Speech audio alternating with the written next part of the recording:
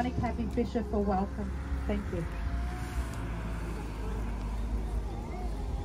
Thank you all. Thank you, Luana, for inviting me to do this. We're here to celebrate Aunty Valda's legacy in this particular area. And but I just want to welcome you all to Turrbal country. We're in the land of the Turrbal Nation, and they run from the North Pine to the Logan, west to Moggle, and through to the sea lines. It's unfortunate that the Turrbal people got moved out of here or slaughtered first, and those that survived were taken from here in the mid-1800s, and they ended up on Sherbrooke. So this happened with a lot of our mob, our people, not mob, people. Our people were moved all around. We had Gurung people on country up in Waka country. We had people of Kalali, Yorman, Gungari. Big mob of people were taken to Sherbrooke Aboriginal Mission. So instead of they might have separated us from our language and our laws and tradition, but what they created is one big family. So we can stretch across this whole nation and know somebody who knows somebody who knows somebody, and we can all connect with one another. And I feel quite connected to Aunty Valda in our lot, Aunty Joyce, and Len and the other sisters, but certainly those two in particular. I worked with Aunty Joyce at the Golden Circle Cannery. I used to watch her every day. Catch that train, we'd catch that train. She worked hard. Aunty Valda worked hard, raising her family, and she left a beautiful memory for everyone that ever came across their path. Bulkari Marimba Mianjan, Wadamayanaman, Kuyan Dinanja Yari, Yari Yankiba, Diragam Daya, Yalabiki, Kaba Turrbal Jargon. In other words, you walk in the land of the Turrbal Nation, you walk in the footprints of their ancestors. No matter where we go throughout Australia, we will walk in the footprints of all the ancestors of this land. And there's one song that I want to sing. It's the Crobbery song, because it was one that was performed. I think Aunty Valda would have known this a long time ago, this song, because a lot of our men used to perform this dance and crobbery. When the white officials came to the mission, our men would have to paint up and do performances. Forgive me, I'm at hay fever at the moment. But I'll sing this song in memory. Our grandfather Warden wrote this crobbery, this song, about him wanting to go home and sit down in his own bora, to sit down in his own homeland, his ceremonial grounds. He was a Kabi man. So he was taken to Baramba as well. And he tried to tell them white officials that he wanted to go home to his own country. For me, it's like a national anthem for a lot of us. A lot of our old people in particular. So in memory of Aunty Valda, I want to sing her spirit home to her country.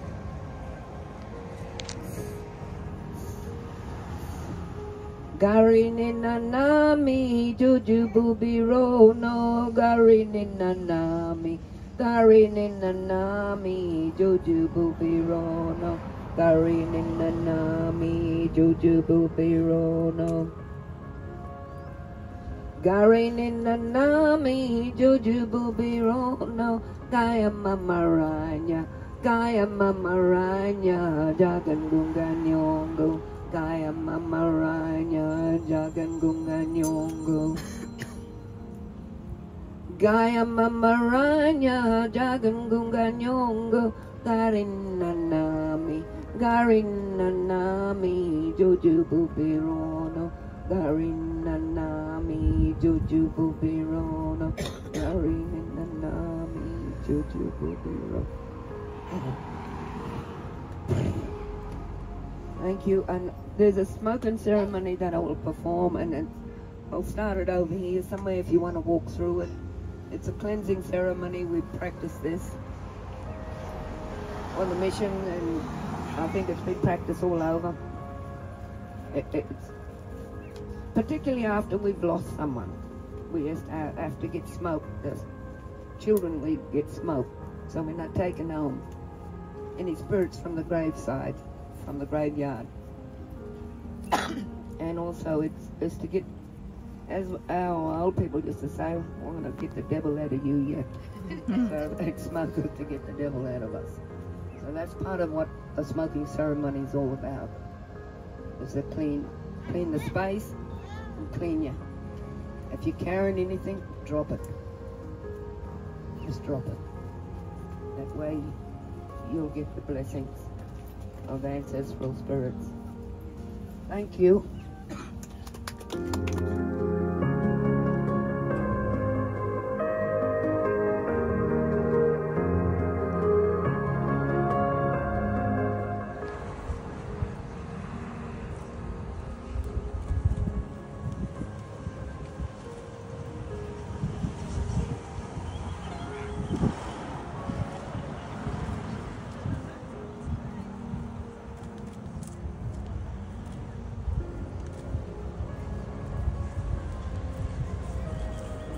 So as you all know, my name's Luana, and we're here to the official unveiling and naming of this beautiful spot at the top of Husa Terrace. So my mother, Valda Joy Kuwel, or known to others as Aunty Valda, Aunty Val, Yubby, Big V, she was a proud Gurung woman through her father, Hex Johnson. Her mother, Dorothy Hughes, was a first-generation Sassy Islander woman born in Australia. Her father came from Tanna Island in Vanuatu. Mum was born into the struggle on the 20th of May 1940 into the segregated part of the Bundaberg Hospital. Mum spent most of her younger life living on Gurung country from Bundaberg to Yalam, and that's where she got her education. After finishing school, Mum couldn't find a job in Yalam, so she left because she grew up very poor. She needed to go to work, so she ended up in Brisbane, Meanjin. She caught the train down to Meanjin and went straight from school to working at the Marta Private. Oh, power off. Sorry. Bluetooth mode. Sorry, Bluetooth so Mum went ready to pair. straight to working at the Marta Private for the Sisters of Mercy as a pantry maid. She met a lot of Murray girls there, and at the time she became many good friends with them, and that remained the way over the many years.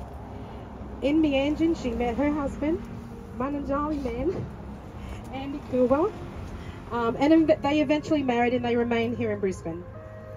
She also worked for the South Brisbane Fish Board and then at St Andrew's Hospital just before she got the call to go to work in the Postmaster General, the PMG, based in Elizabeth Street behind the main post office as we know today.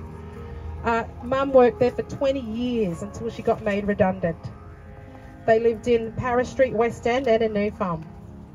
So after they left there, in 1962, around about that, but Aunty Julie and Yubby can talk a bit more about that. In 1962, Mum moved to Husa Terrace, Milton. Right there at the left, on the corner of High Street and Husa, where she lived, and Adrian and Randall were there then. Mum told us so many stories, but one that I can remember that I'd love to share with you today is one day Mum was standing at the top of the house, and footy was on at Lang Park as we know it. Two young lads, gubbers, were walking down the street, and they were talking, and they wondered what kind of football did they play down there. And this little boy was standing at the front. He must have been 3. And they said, maybe we should ask that little lad. They said, no, he wouldn't know.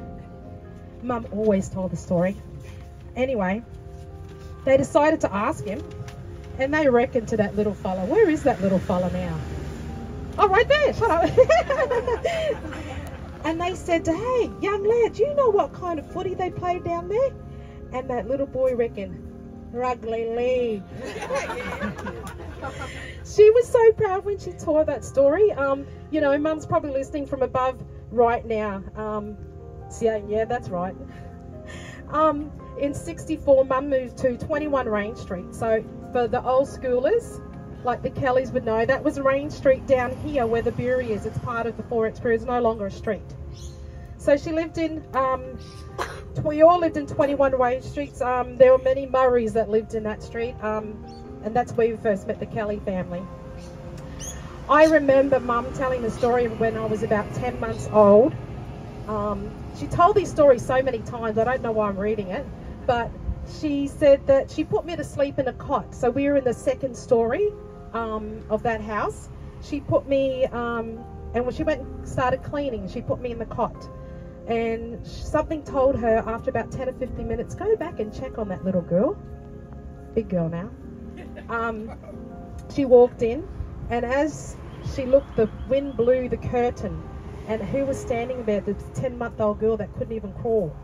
I was looking down at the Kellys and all the other Murray kids that were playing below. She just slowly, she wanted to scream, but she thought if I scream, I'll frighten her, she'll fall. She slowly walked over to me and pulled me from the windowsill with great relief.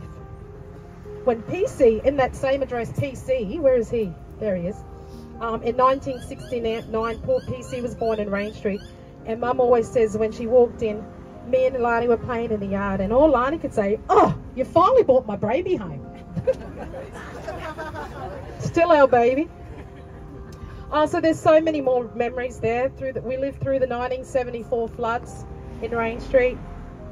Around 1976, we moved to 11 Finchley Street. So Finchley Street is the street that goes along on the side there. That's also part of the Forex Bureau car park. We rented there. It was a beautiful Queenslander. You had Puss in Boots. There was a business across the street, and it was like an industrial area. But in 1978, Mum searched and searched for a new home for us. She went all over, mainly the north side of Brisbane, looking for our very first home purchase, and eventually bought the house at number 15 that we all know today. Still remains the family home.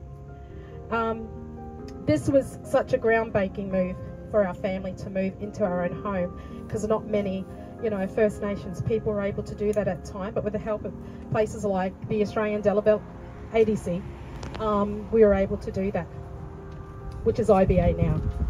So number 15 was 2 units initially. That's where 2 front doors, 2 back doors, 2 bathrooms, 2 kitchens, quite a big house. But the house has seen a number of renovations over the years, and of course many, many memories. Mum always talked about how Uncle Sid and all her sons, the Kangaroos football team, I don't know if any of you know Uncle Sid, who was another first homeowner up in Kennedy Terrace, Red Hill. All the boys had moved us from Finchley Street to Husa Terrace. Then when Mum finished work after retirement, she joined a lot of First Nation organisations where she was an ongoing member in many of them, and she was a long-time president of the Brisbane Council of Elders. She was well known for her very authentic acknowledgements to country, and was one of the first in the country to do that. In all these years, she raised 5 children in Melton. We kind of estimated she's lived in this area for approximately 61 years. And what a tribute to her today in naming this space after her.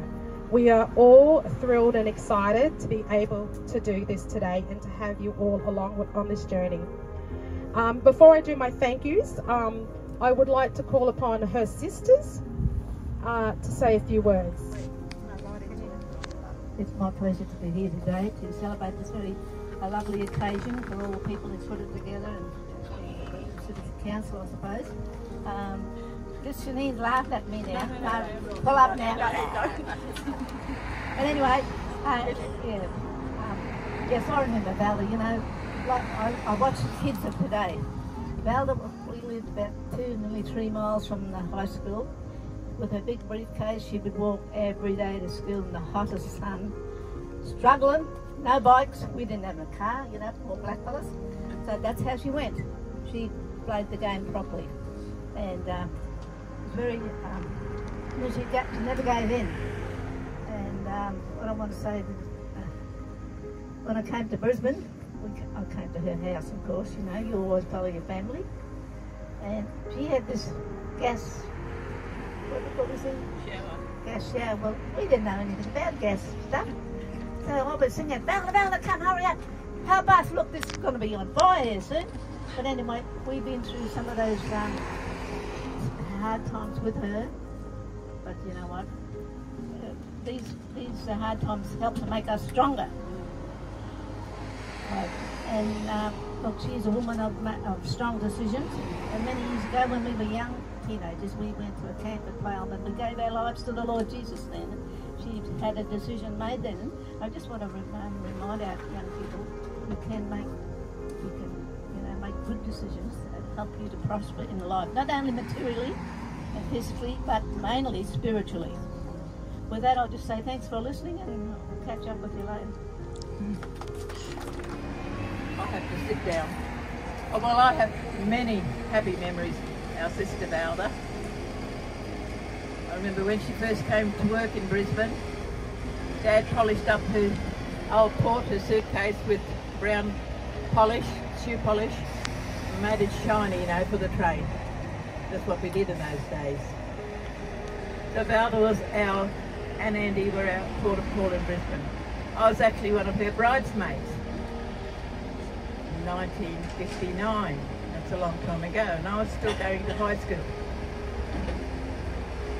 Valda was very smart, and working at the Mater Hospital was just a sort of a fill-in for her former life, for her next journey in her life. I remember once she was facing a lot of discrimination and racism, so she wrote a letter to the Courier Mail, and she fought for her rights in that. I'd love to be able to get that today, and she signed off with her pen name, Poor Little Abbo, South Brisbane. That was a long time ago. Valda got in touch with Mum and Dad. She said, there's an exam going down here for the telephonist at the PMG. Send Julie down. So Julie came down, stayed with Valda and Andy in a little 2-bedroom place at New Farm. I did the exam and I got in straight away. 1962 to 1966, I worked as a telephonist in Elizabeth Street. So Valda was always there to look after us. I lived down here in Rain Street with her, lived on the corner there in that grey house, lived over at West End. Adrian and Randall were little then. So I've been with Valda for many, many years, like Jacqueline, how we stuck together as a family. We knew who we were. We knew we were Gurang and South Sea Islander, and that put us in good stead for our life, and our children have carried on our legacy, and we've carried on from Valda's legacy. Long live our beautiful sister.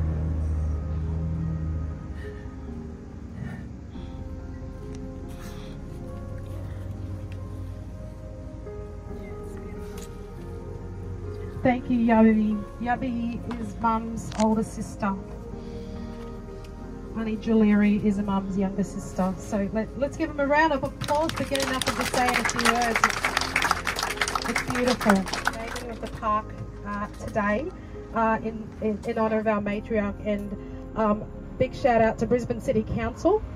Thank you, David, for coming along and representing the team there. Philip, sorry, I couldn't make it today, so please send our thanks to him. We've been going backwards and forwards, emails, phone calls for like the last 6 months.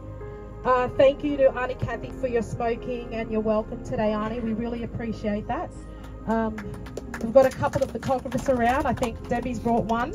We've got David Williams at the back from Galimba, represent. David probably put it up on Facebook in a few days. Queensland Police Service, Adrian and the team of the First Nations unit, thank you so much for coming out and representing and providing our catering today.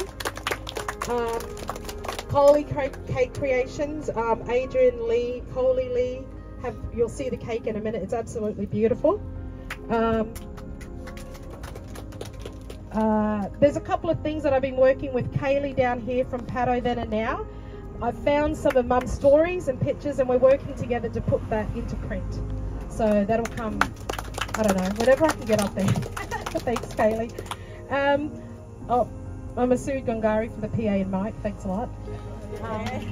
And yes, thank you everybody for coming along today. Like I said, Leilani will now move over to unveil the part. So, Shall we count down? yeah, let's do a countdown. From 10? From 5. Are we ready? 5, 4, 3, 2, 1.